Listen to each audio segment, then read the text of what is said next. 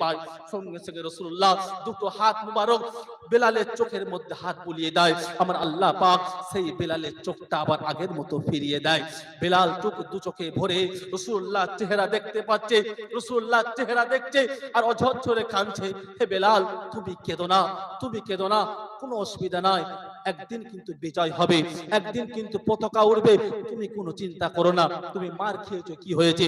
সুবহানাল্লাযী আসরা বিআবদিহি লাইলাম মিনাল মাসজিদিল হারাম ইলাল মাসজিদিল আকসা আল্লাযী বারাকনা হাওলাহু লিনুরিয়াহু মিন আয়াতিনা ইন্নাহু হুয়াস সামিউল বাসীর। রাসূলুল্লাহ যখন সবে মেরাজ করেছিল, মেরাজের মধ্যে একটা আওয়াজ পেয়েছিল, যে সেই সময় জিবরিলকে বলেছিল, হে জিবরিল, কার এই আওয়াজটা, কার আমি শুনতে পাচ্ছি, এই আওয়াজটা কার, আমি আওয়াজটা শুনতে পাচ্ছি আমার কানে। ইয়া রাসূলুল্লাহ, এটা আপনার এক বান্দা, এটা আপনার এক বান্দা, এটা আপনার এক বান্দা। ওই ব্যক্তির কি নামটা বলা যাবে না? ওই ব্যক্তির নামটা কি বলা যাবে না? বলে অবশ্যই বলা যাবে, ওটা আপনার বেলাল। রাসূলুল্লাহ কমপ্লিট করার পরে এসে বেলালকে জিজ্ঞাসা করতে লাগলেন, হে বেলাল, তুমি কি উত্তম কাজ করেছো, তুমি কি ভালো কাজ করেছো? ইয়া রাসূলুল্লাহ, আমার যখন উযুটা ভেঙে যেত, আমি উযু করে 2 রাকাত তাহিয়াতুল উযুর নামাজটা আদায় করে নিতাম। আল্লাহ পাক ওই উযু সব সময় পাক পবিত্র হওয়ার কারণে আল্লাহ পাকের কাছে সে সবচেয়ে বেশি পছন্দনীয় হয়ে গিয়েছিল। আজ আহতবাগা বান্দা আমার এমন হয়ে গেছি, আমার শরীরের মধ্যে যদি কোনো নাপাক জাতীয় জিনিস লেগে যায়, আমি যদি আমার রাতের মধ্যে শরীরের মধ্যে নাপাক লেগে গেছে, আমি সঙ্গে সঙ্গে গোসলটা করে নেব, এই আশঙ্কা আমার হয় না। আমি রাত গভীরের মধ্যে সেই সময় গোসল করতে আমি পারি না, সকাল বেলায় আমি জেগে রাস্তার মধ্যে ঘোরাফেরা করছি, ওই শরীর নাপাক নিয়ে আল্লাহ পাক কি করে আমার বাড়ির মধ্যে রহমত দিবে? আমি নিজেকে বিবেকে বলি।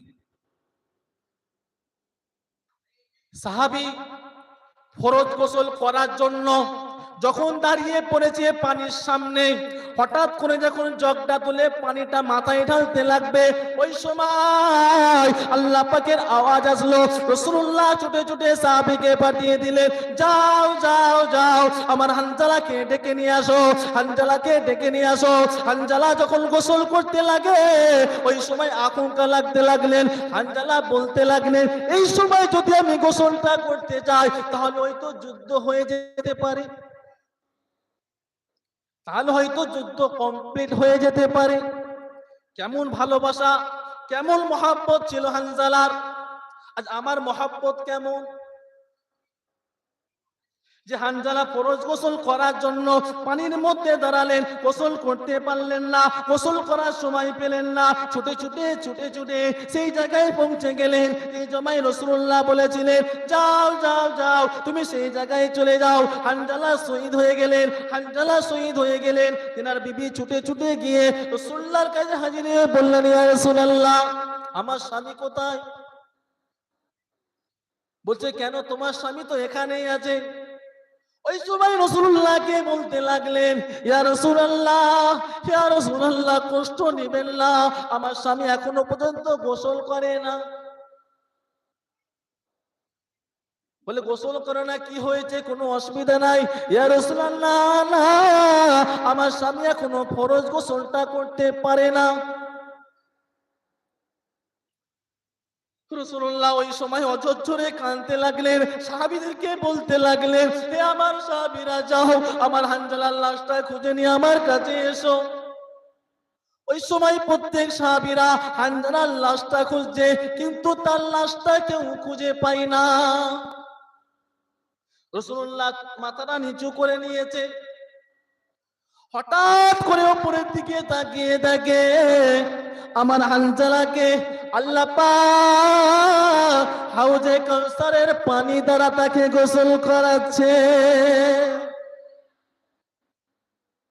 কেমন ভালোবাসা, কেমন মহব্বত তাদের ছিল স্বামী স্ত্রীর মধ্যে। আমি আমার স্বামীকে বলতে পারলাম না, ওগো স্বামী, তোমার শরীরটা নাপাক হয়েছে, যাও তুমি গোসলটা করে এসো। আমি গোসলটা করে নিয়েছি, আমার বিবি এখন গোসলটা করবে না কেন? আমার বিবিকে আমি বলি, যাও তুমিও গোসলটা করে এসো, নাপাক থেকো না, কেন নাপাক থাকলে আল্লাহ পাক বাড়িতে রহমত দেয় না, ফেরেশতা বাড়ির মধ্যে আসে না। নাপাক থেকে পবিত্র হয়ে যাও, নামাজি বেড়ে যাও, মুত্তাকি বেড়ে যাও, আল্লাহওয়ালা বেড়ে যাও, তাহলে তোমার কোনো চিন্তা হবে না।